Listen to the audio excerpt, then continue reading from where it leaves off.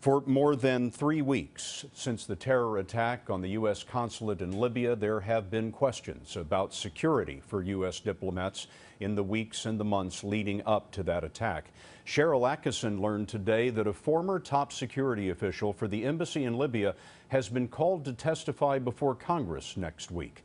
Cheryl's in Washington tonight. Cheryl? A subpoena was issued for the official who is a National Guard Army Green Beret who headed up a Special Forces security team in Libya.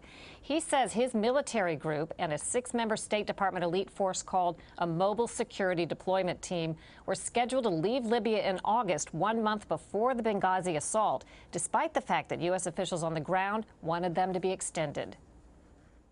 Lieutenant Colonel Andy Wood, shown here returning from a previous mission, led a 16-member Special Forces site security team responsible for protecting U.S. personnel in Libya. Wood says he met daily with U.S. Ambassador Christopher Stevens, and security was a constant challenge. There were 13 threats or attacks on Western diplomats and officials in Libya in the 6 months leading up to the September 11 terrorist assault, where Ambassador Stevens and 3 of his colleagues were killed.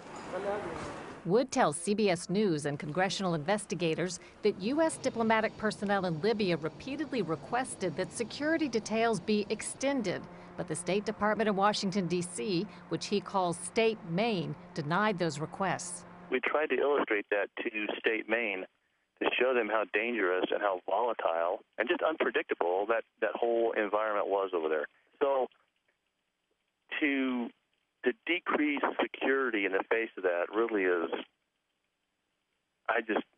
it's just unbelievable. A senior State Department official today told CBS News there was constant conversation about security, but they say the nature of the attack was so lethal and overwhelming that a diplomatic post would not be able to repel it. Sources say a total of 3 mobile security deployment teams left Libya between February and August, in addition to the Special Forces team. That's 34 highly trained security personnel moved out in a 6-month period.